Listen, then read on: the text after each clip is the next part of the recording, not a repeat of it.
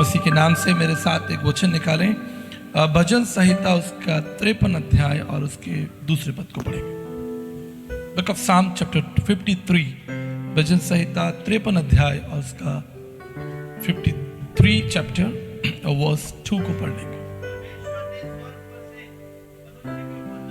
परमेश्वर ने स्वर्ग से मनुष्यों पर दृष्टि की। परमेश्वर ने, ध्यान दीजिएगा, एक एक शब्द पर ध्यान दीजिएगा। परमेश्वर ने स्वर्ग से मनुष्यों पर दृष्टि की, कोई बुद्धि से चलने वाला और को हालेलुया। आज भी ये वचन हजारों साल पहले लिख दिया गया, लेकिन आज भी ये वचन मेरे और आपके लिए स्थायी है कि क्या कोई एक व्यक्ति है जो परमेश्वर को जानना चाहता है, उस परमेश्वर को समझना चाहता है, उसकी युक्तियों को, उसकी योजनाओं को। परमेश्वर ने स्वर्ग से मनुष्यों पर दृष्टि की। अभी जब रॉबिन ढोलक बजा रहा था, आपने देखा, और इसने बहुत प्रोग्रेस की है, पहले से बहुत अच्छा प्रोग्रेस किया है। बरेली में हमारे एक मित्र हैं जो मुझे लगता है सबसे अच्छी ढोलक बजाते हैं। वो भी पिछले दिनों यहाँ आए भी थे, हमारे साथ 5 दिन थे। ही इज द बेस्ट ढोलक प्लेयर इन माई नॉलेज। अगर उसके सामने कोई बच्चा, सीखता हुआ बच्चा जो सीख रहा हो, वो ढोलक बजाएगा, तो वो भाई उसको सलाह देते हैं कि भाई ये तुम ऐसे बजा सकते हो और अच्छी तरीके से आप निखरोगे। ठीक है। जब कोई घर है, उसे कोई आप बना रहे हैं, आपको कोई जानकारी नहीं, लेकिन अगर उसे कोई आर्किटेक्ट देखेगा तो उसका देखना अलग होगा, राइट। डॉक्टर होगा, आपको लगेगा आप ठीक है, लेकिन डॉक्टर कहेगा आपको देख करके आपके अंदर ये बीमारी है, ये कमी है। दे आर एक्सपर्ट पीपल, वो जानते, अपने काम को जानते हैं। ठीक इसी तरह मनुष्य के जीवन को परमेश्वर से बेहतर कोई नहीं जानता। जब हम मनुष्य को, उसकी जिंदगी को, उसके जीवन की युक्तियों को, उसकी योजनाओं को परमेश्वर के दृष्टिकोण से देखना शुरू करेंगे, आप देखिए परिस्थितियां बदलेंगी। परमेश्वर स्वर्ग से क्यों मनुष्यों पर दृष्टि करना चाह रहा है? क्या कारण है, आपको मालूम है? क्यों परमेश्वर जो है मनुष्यों पर दृष्टि कर रहा है? कि उनमें खोट निकाले, उनमें कमियां निकाले? अपने लिए एक बुद्धिमान ढूंढे।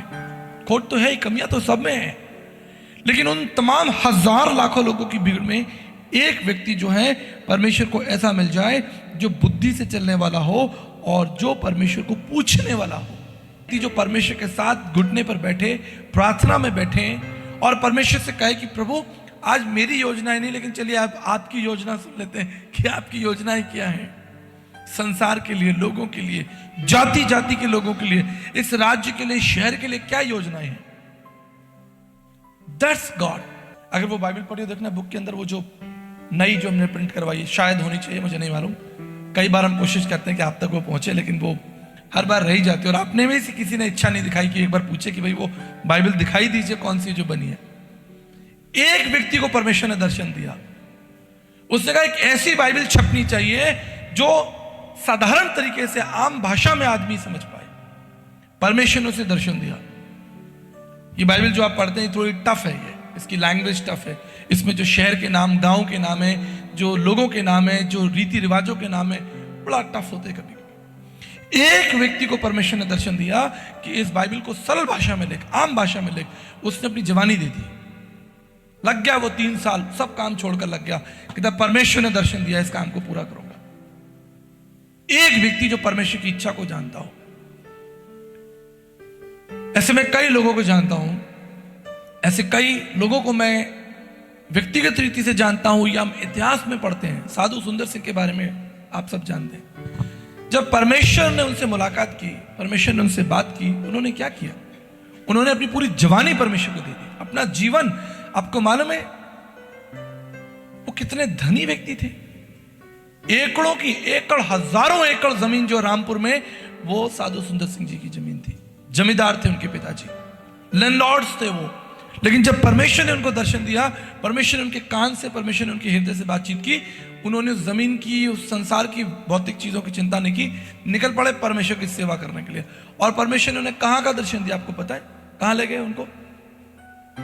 कितने लोगों को याद है? तिब्बत। एक व्यक्ति जिसका जन्म पंजाब में हुआ हो, लैंडलॉर्ड हो, धनवान व्यक्ति हो, उसको परमेश्वर कह रहा है कि जाओ तिब्बत में जाकर प्रभु यीशु मसीह का प्रचार करो। वो निकल पड़े, अपनी पूरी जवानी उन्होंने प्रभु को दे दी।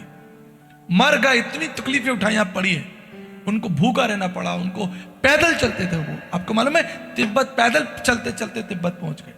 ये जवानों को पता होना चाहिए, ये हमारे विश्वास का आधार है, ये हमारी सेवा की बुनियाद है। हमारे पूर्वज जिन्होंने प्रभु यीशु मसीह की सेवा की है, उन्होंने कभी अपनी जिंदगी के बारे में, अपने बच्चों के बारे में, अपने परिवार, अपनी सुख सुविधाओं की चिंता नहीं की। और अगर चिंता की होती तो आज हजारों लाखों लोग प्रभु में नहीं होते।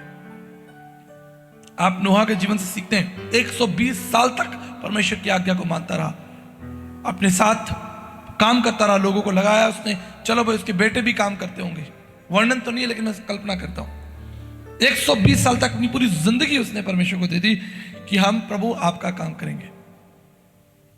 लेकिन आज क्या होता है, आज कलीसियाएं, व्यक्ति, समाज, जो मसीह समाज है, बस अपनी उधेड़बुन में लगा हुआ है। हम अपने कामों में लगे, परमेश्वर के राज्य की, परमेश्वर की योजनाओं की, परमेश्वर की जो योजना है उसकी कोई चिंता ही नहीं हमारे मन में कि परमेश्वर। हम जाति जाति को लोगों को देखकर क्या सोचते हैं। मैं जब एयरपोर्ट पे होता हूं, मैं तमाम लोगों को देखता हूं, मुझे इस्कॉन टेम्पल वाले दिखाई देते हैं, सड़क पर देखता हूं मैं, जा रहे हैं नाम लेते हुए, पूजा करते हुए, ब्रह्म कुमारी, ये वो दुनिया भर के मूवमेंट चल रहे हैं। कभी हमने सोचा कि इन लोगों तक हम पहुंचे, इनको सुसमाचार सुनाएं, इनकी सहायता करें, इनको प्रभु के बारे में सिखाएं। एक व्यक्ति परमेश्वर को चाहिए, परमेश्वर का वचन कहता है, एक व्यक्ति जो रुक कर परमेश्वर से पूछे कि प्रभु आप क्या चाहते हैं, किस देश के लिए, किस समाज के लिए, किस जाति के लिए, किस कॉलोनी के लिए, किस वर्ग के लोगों के लिए आपकी योजना है। अभी मैं पिछले दिनों नागपुर में था, पुणे में था, मैं कई प्रकार के लोगों से मिला।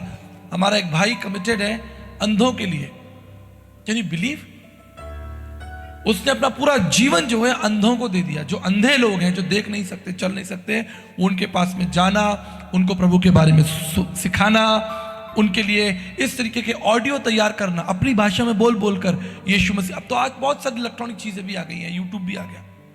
कह रहे जब कुछ भी नहीं था, मैं अंधों के पास जाता और बैठकर उनको प्रभु के बारे में सिखाता और उन्हें बताता कि प्रभु यीशु मसीह कौन है। पिछले दिनों हमारे एक भाई यहाँ पर आए थे, आप जानते होंगे, अजय चवन जी, प्रभु के सिंगर हैं।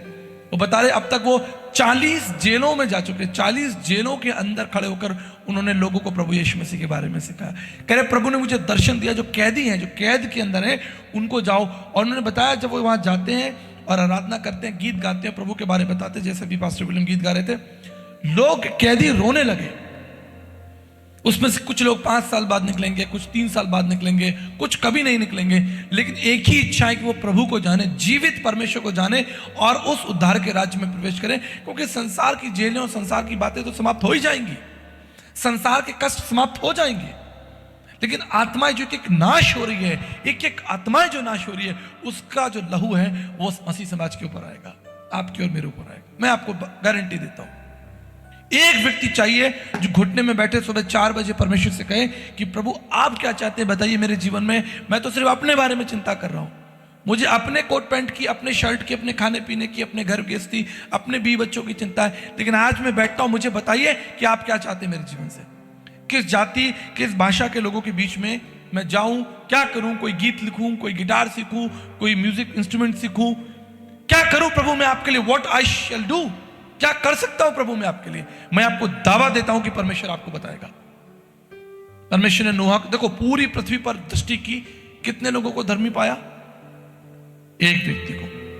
देखिए आप उत्पत्ति की पुस्तक, उसका 6 अध्याय निकालिए, वचन देखिए, पूरी पृथ्वी पर परमेश्वर ने दृष्टि की और एक नूह को निकाले, 6 अध्याय और 9 को पढ़े।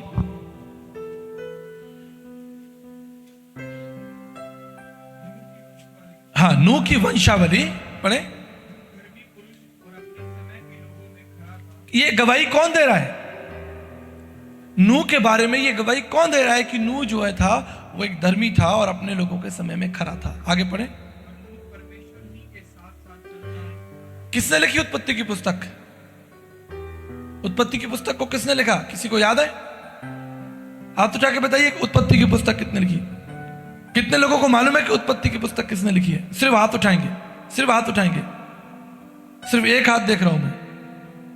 यही मांग लो परमेश्वर से सुबह 4 बजे उठकर प्रार्थना में कि प्रभु बहुत बातें तो छोड़ो, बस हम घुटने पे बैठ के यही जान लें कि उत्पत्ति की पुस्तक किसने लिखी, निर्गमन की पुस्तक किसने लिखी। बताएं प्रभु, अपने भेदों को प्रकट करें अपने ऊपर। मांगे आप, मूसा ने लिखी। ये होना चाहिए हमारा कार्यक्रम, हमारी डायरेक्शन, हमारी सेवा, कि हम परमेश्वर को जाने, उसकी पुस्तक को जाने, उसके हृदय को जाने, उसकी योजनाओं को जाने। लेकिन एक भाई मूसा ने नहीं दिया। मूसा ने लिखी जरूर है, लेकिन मूसा के ऊपर एक बात को किसने प्रकट किया? परमेश्वर ने प्रकट किया कि नूह जो था वो अपने समय के लोगों में धर्मी था, खरा था और परमेश्वर के साथ साथ चलता था। हालेलुया। आज हम किसके साथ चल रहे हैं? हम किसके साथ चल? हम अपनी योजनाओं के साथ चल रहे हैं, अपनी चिंताओं के साथ चल रहे हैं। चिंताएं इन लोगों के पास में भी थी। आपको मैं बताना चाहता हूं, मूसा के पास में भी बहुत चिंताएं थी। उसको परमेश्वर इतना बड़ा काम दे दिया मूसा को, जो आप कल्पना नहीं कर सकते। उसको फिरौन के सामने भेज दिया। एक साधारण सा व्यक्ति, उसको कहता है फिरौन के सामने जा और जाकर उनसे कहे कि इजरायली लोगों को छोड़ दे।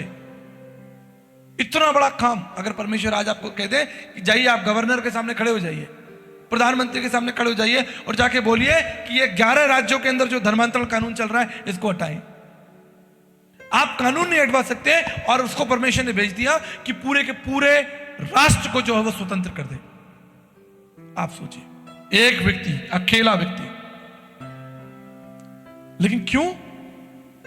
आप मूसा के जीवन को पढ़ें। अगर आपने नहीं पढ़ा तो उसके जीवन को पढ़ें, निकालें किताबें, यूट्यूब पे जाएं, किताबें खरीदें, मुझसे बोलें, मैं आपको लाके दूंगा। टीम से बोले, टीम आपको लाके देगी कि भाई नूह कौन था, मूसा कौन था, उन्हें जान जाइए, सीखिए बाइबल। आप यहां पर, हम यहां पर मनोरंजन के लिए नहीं आते। कलीसिया मनोरंजन के लिए नहीं है, कलीसिया परमेश्वर की योजनाओं को जानने के लिए है। परमेश्वर क्या चाहता है ये हमें जानना है।